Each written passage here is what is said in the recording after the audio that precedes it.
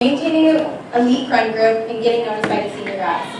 Like every other freshman girl, I needed security of boys and friends. At this point, family was inevitable and unimportant. I knew who my family was and had already established my relationships with them. Freshman year had opened up more doors to new friendships and possible boyfriends. Freshman year was going flawlessly. I had the interest of the senior guys and a friend group that everyone envied. I made the cheerleading squad and was already starting plan for my soccer team. Between the times of 8 a.m. and 3 p.m., I was all of those labels. I was happy, I was content, involved, wanted, and accepted. But as soon as I walked into my house and shut the door, I was the complete opposite. I was confused, I was worried, I was anxious. I had played the role of protective younger sister all of my life. I had yelled at all the bullies, and I had made them feel as little as they made me. I had stayed up for hours just listening to her talk, and it was the same sad story every time. She was sad, she was depressed, she was alone, she had no self-worth. She was never made to feel that she would amount to anything great, and her peers made sure of that. She was the middle child, the forgotten child. She had hearing problems as a child and self-esteem problems as an adolescent. Everyone knew that. She had problems. She never made a fuss to anyone. She fought this battle on the inside where no one could judge her. She was safe. She learned to put herself last because that is what everyone else had done. She cared too much for others and neglected her own self-worth. She was blinded by depression, a hidden depression.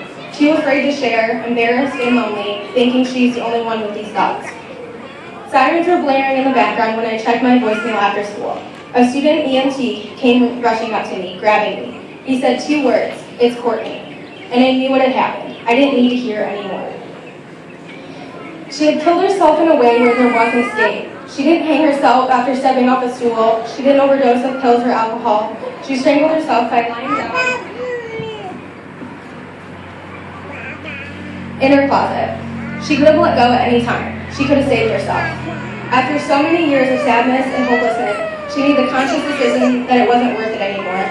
She was done fighting her battle. She was done feeling sorry for herself, having no self-worth, being ignored and forgotten. She was done being put last.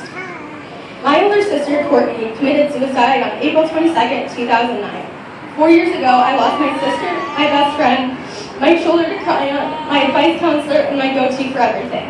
I lost an important piece of myself. I lost a part of my childhood, a part of my soul, and a part of my family. On the outside, beautiful, inside, gorgeous, personality like no other. These qualities sound flawless, which they are, but to who? People these days are quicker to judge than they are to smile at one another.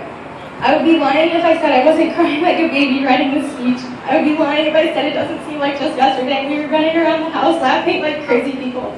I would be lying if I told you that every day wasn't a struggle. I had made the extremely hard choice of being a survivor of suicide. I chose to survive for Courtney. She was my biggest cheerleader and my main supporter, and although she had made a weak decision, she was the strongest girl I knew.